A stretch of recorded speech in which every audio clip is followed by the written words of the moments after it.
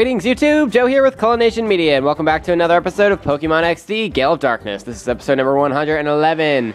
In this episode, we're actually going to be purifying Shadow Pokemon instead of heading out to Mount Battle. In the next episode, we're going to be doing Area 8. The following episode will be Area 9. The episode after that will be the Lucky Egg Quest, and that'll take 1 or 2 episodes, depending. I'm going to try to squeeze it into one episode, but we'll see. Anyway, after that, we'll return to Mount Battle for the last and final area, and we'll purify Shadow Lugia, and that'll be it. Anyway, we have Rapidash here in the Purifying Chamber. It's a pure Fire-type Pokemon. It's the evolution of Ponyta, and it comes with Solar Beam, Baton Pass, Sunny Day, and Flamethrower, but you didn't see Flamethrower because it wasn't a Shadow move. Anyway, the fact that it comes with Solar Beam is awesome because it covers all 3 of Rapidash's weaknesses and can also be fired off every turn with Sunny Day, which Rapidash already comes with as well. Those are 2 TMs that you don't have to waste on Rapidash, which makes it that much better. Just make sure that it has the Flash Fire ability and not the Runaway ability if you're going to use it.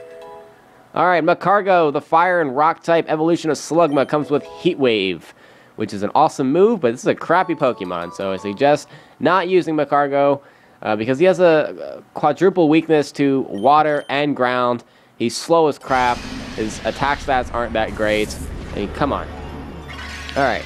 In set 3, we have Solrock, the, I guess, counterpart to Lunatone, who we captured from Snattle the first time around. The second time around is obviously Solrock. He also had Starmie, but let's talk about Solrock. He's a Rock and Psychic-type Pokemon. He has the Levitate ability, so he can't be harmed by what would be a super effective ground type move, and he comes with the moves Psychic, as well as Baton Pass, and Sunny Day as well. So Sunny Day is good because he likes to use fire type moves. You can teach him Flamethrower or Fire Blast if you so wish. You can also learn Solar Beam, which is pretty cool, and I believe he can also learn Morning Sun eventually.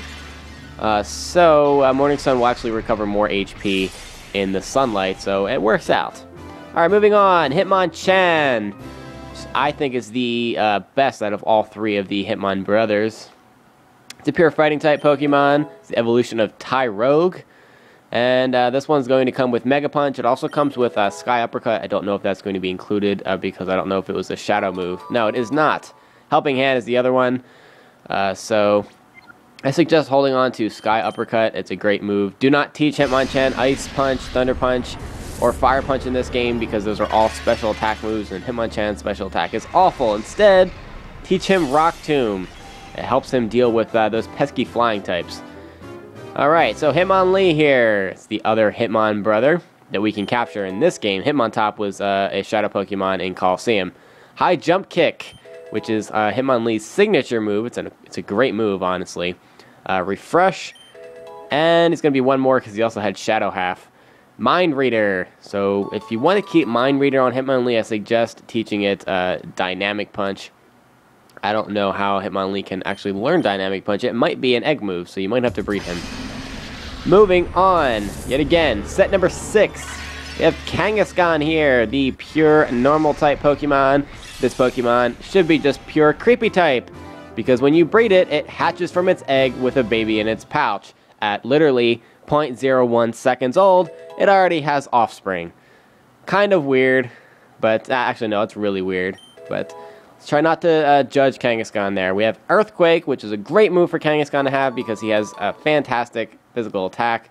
Sing is okay. I suggest having him know Dizzy Punch as well because that's his signature move. And it's also a stab move, has a, I think, 20 or 30% chance of causing confusion. Can't go wrong there. Alright, in the next set we have Mr. Mime. It's a pure Psychic-type Pokemon from the Kanto region as well. It does not have an evolution, although in the 4th generation it does gain a baby Pokemon in Mime Jr., which really doesn't help at all. Mr. Mime does have good special stats on both attack and defense, and very poor physical defense and physical attack. Above average speed as well, and this one comes with Follow Me, which is good for disrupting strategies. It's also good when you want to pull off a successful Focus Punch. But Mr. Mime isn't exactly the bulky type of Pokemon you want to be taking a bunch of attacks, especially if they're physical, so I don't know how well that would actually work out. I suggest staying away from Mr. Mime because there's a lot better Psychic-type Pokemon in this game, such as Gardevoir and the next Shadow Pokemon that we're purifying, Starmie, the water and psychic type Pokemon. Is the evolution of Staryu. Staryu is just a water type Pokemon. I know a lot of you think Staryu is psychic also, but he's not. Keep that in mind. This Starmie is going to come with Refresh, which you don't really need because a lot of cases Starmie will have the natural cure ability. So all you need to do is switch out to cure its status conditions. You don't need to use Refresh.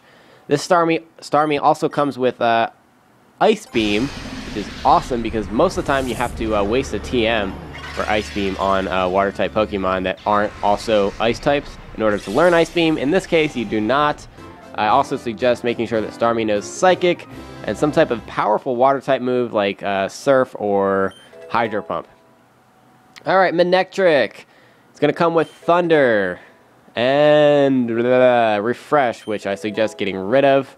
You don't need that. And it's also going to come with Rain Dance, which is perfect for making sure that its Thunder hits every turn. Manectric can also have either the Static or Lightning Rod abilities, and it's also a pure Electric type Pokemon.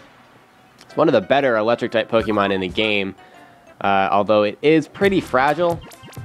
So I would definitely put some defense EVs in there if you decide to train it, especially if you want to take on the latter half of Mount Battle and or the Ore Coliseum. Alright, so let's refill the Purifying Chamber up with what might be our last set of Shadow Pokemon going in here. I don't know though, we'll see. Alright, so I already have set 1 taken care of, and we'll put Snorlax in the normal set. That'll get him purified pretty quickly. We'll put Cypher in set number 5, and we'll point him towards Makuhita because his flying type has the advantage on Makuhita's fighting type. We'll put Electabuzz in, pointed towards Carvanha, and we'll do Poliwrath next. We'll put him in set 3, face him towards Sandshrew. And let's see, I've got Dugtrio and Dragonite over here. So we can do Dugtrio, and yeah, he's good to go in that set. We'll point him towards Houndour. And let's see. I'm going to make things a little bit easier on myself here, and let's see, can I put Dodrio in here? Yeah, I can, and it'll still keep the tempo just as high. So we'll put Natu back in box 2 there, because that'll allow us to put another normal type in there with Dodrio, because they're both normal types, so that'll allow us to put Chansey in there. And now we just have to put Dragonite in, and that's going to be it. And then we'll have Dragonite face Tangela, and yeah, we'll be good to go. That's everybody, right? Yeah, I don't see any more Shadow Pokemon except for Shadowlugia. Oh, wait! Lickitung! The hell, man? You're the last one. Okay, well, I'm just going to stick him in set 9. I know the tempo is not completely perfect with that because there's no normal types, but we'll switch it over later if need be. But I'm actually going to end the episode off here, guys. I know it's a short episode, but the next couple are going to be pretty darn long. I'm talking like 30 to 40 minutes a piece for areas 8 and 9 of Mount Battle. But anyway, thank you very much for watching, and please stay tuned for episode number 112. Game on!